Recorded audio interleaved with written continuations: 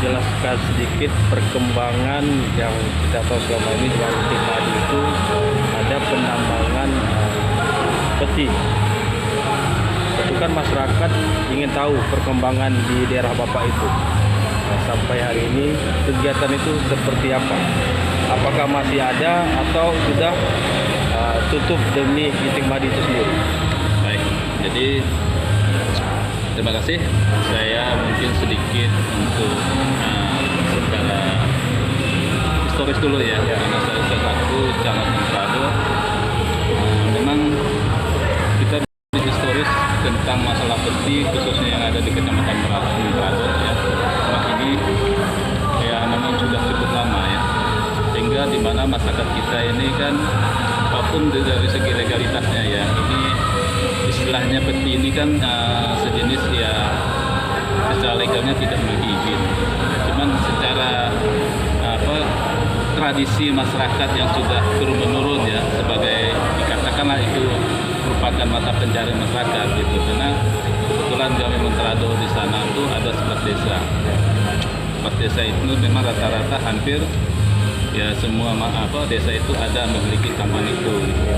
Nah, cuman kami selaku pemerintah, karena ini merupakan suatu udah historisnya udah cukup lama gitu ya, yang namanya kita untuk merubah pola mindset masyarakat ini gitu kan. Nah, kita satu pemerintah maka juga kita harus melakukan tahapan-tahapan ya. Pertama tahapan pendekatan, kita gimana kita memberikan sejenis edukasi ya dengan masyarakat, sehingga masyarakat itu mengerti tentang dampak bahayanya lingkungan yang secara legalnya itu ya memang untuk pengolahan limbahnya belum memiliki standar yang sesuai yang diharapkan dengan standar izin gitu ya untuk AMDAL-nya. Jadi saya selaku camat selama ini pendekatannya selain melalui edukasi tentang bahayanya terhadap dampak lingkungan, terutama kayak sekarang ini kan sedikit-sedikit hujan udah banjir gitu kan, jadi masyarakat aktivitasnya juga sedikit terganggu Pak. Ya.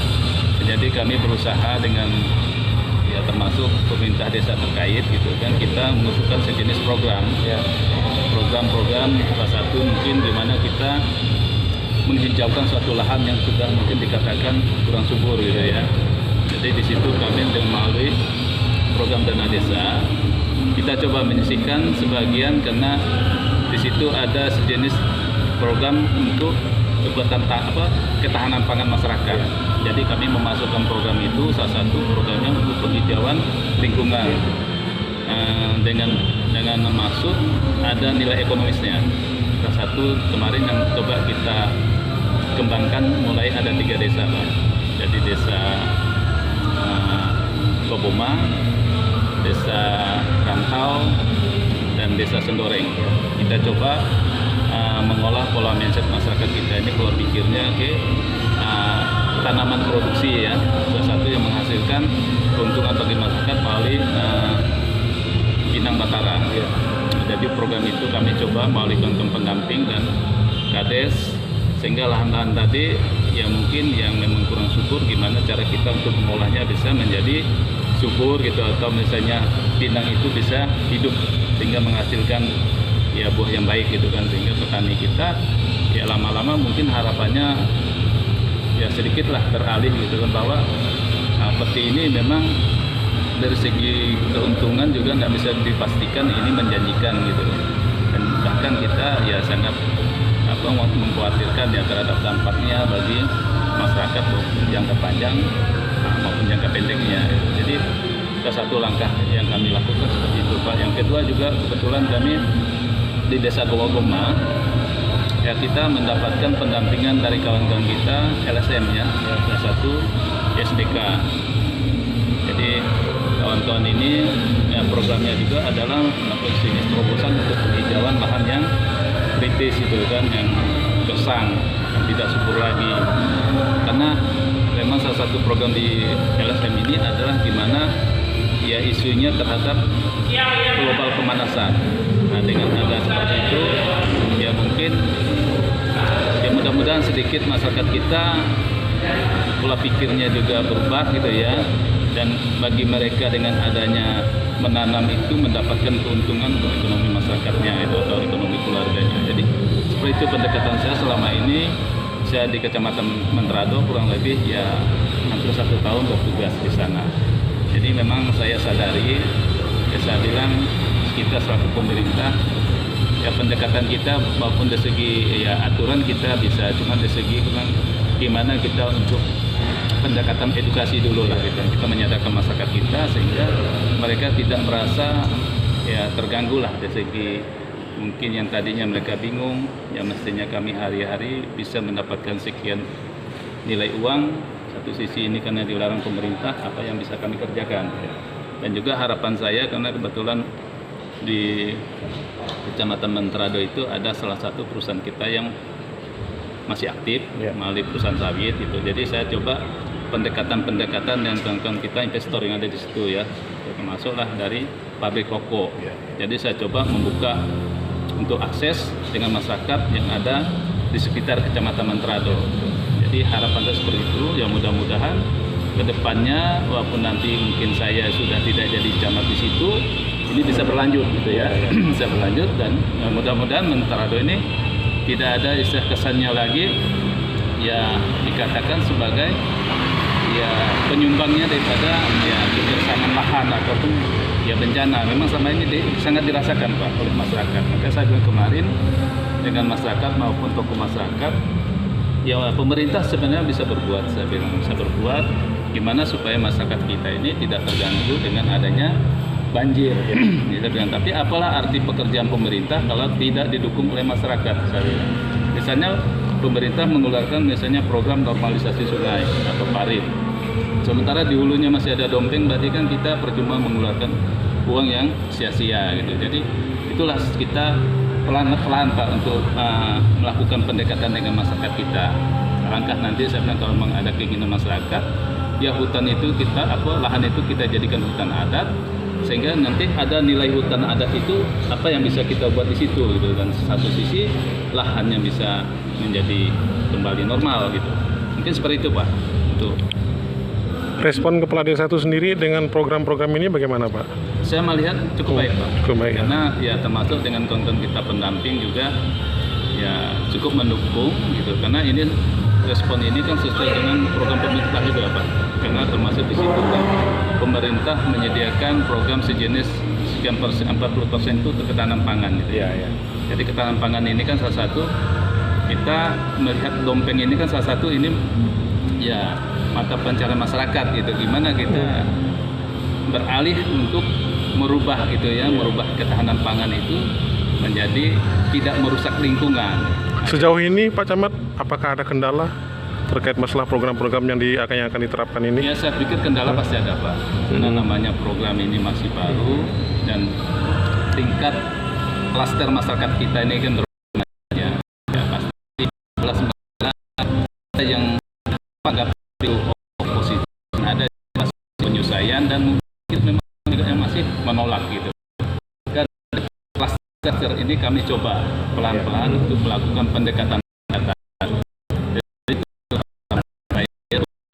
Statement terakhirnya Pak Camat, harapannya ke depannya biar pejabat-pejabat di desa itu diajak dengan baik, harapan ke depannya seperti harapannya ya, mungkin karena Mentrado ini merupakan suatu memang udah cukup lama ya dikenal sebagai ya mata pencarian peti dan mati, ya legalitasnya juga memang selama ini belum bisa kita tertibkan gitu. Ya mungkin harapan kita dengan adanya program seperti ini ya secara tidak langsung masyarakat kita akan meninggalkan gitu ya pekerjaan yang kategori tadi ya merusak lingkungan. Ya mudah-mudahan ke depannya ya masyarakat Mentrado ya tidak lagi bahasanya mendompeng gitu, harapan kita gitu. Mereka beralih profesi, bisa menanam sawit, bisa berternak, bisa menanam karet dan bisa bertani dengan baik sehingga ya kesuburan lahan itu makin bagus. Kalau sinergitas pemerintah dengan APH Pak dalam terkait dengan menangani masalah ini? Untuk sinergisitas kebetulan kita kan di lapangan Wisan ini kita kemarin memang didukung oleh kawan-kawan kementerian Pak. Ada sejenis program penghijauan.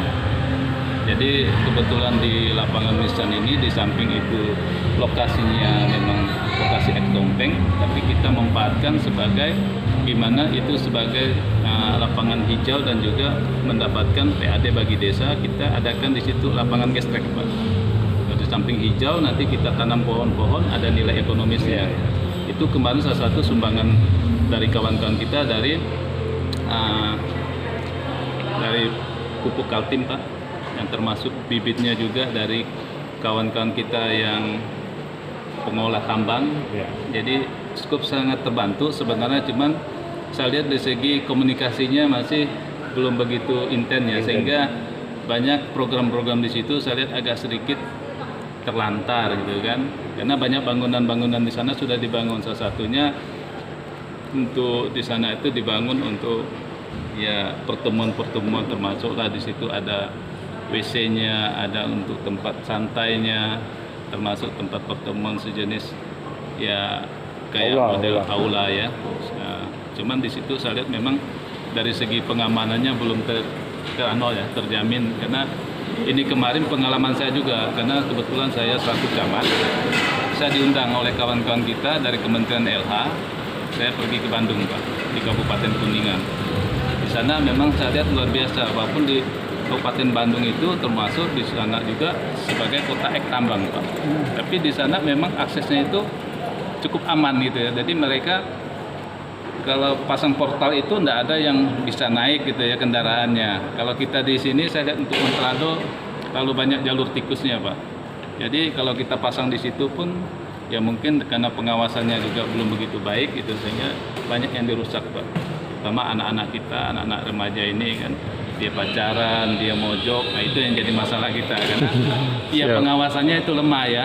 Ya kalau memang pengawasannya itu bagus, keamanannya bagus, saya pikir itulah yang harapan kita, sehingga itu ya mungkin salah satu menjadi proyek kita yang ada di Bengkayang gitu, karena kita dengan Kabupaten Landak juga kemarin yang dikenal di Mandor itu sebagai Taman Landak itu sudah cukup bagus, Pak. Karena kita di Kalbar ini ya sebenarnya harapan kita juga kemarin kalau di Landak itu kan dikelola dengan melalui BUMDesmanya, Pak. Nah, kami juga sebenarnya kemarin di Montrado juga kita seperti itu, cuman saya lihat manajemen kelembagaannya belum begitu baik berjalannya, Pak. Sehingga masih untuk izin misalnya BUMDesma itu masih mengalami gangguan lah prosesnya gitu kan. Nah, jadi seperti itu, Pak, karena saya lihat untuk BUMDesma ini prospek kedepannya luar biasa, beda dengan koperasi gitu, karena BUMDesma ini kan dia bisa membawahi daripada koperasi.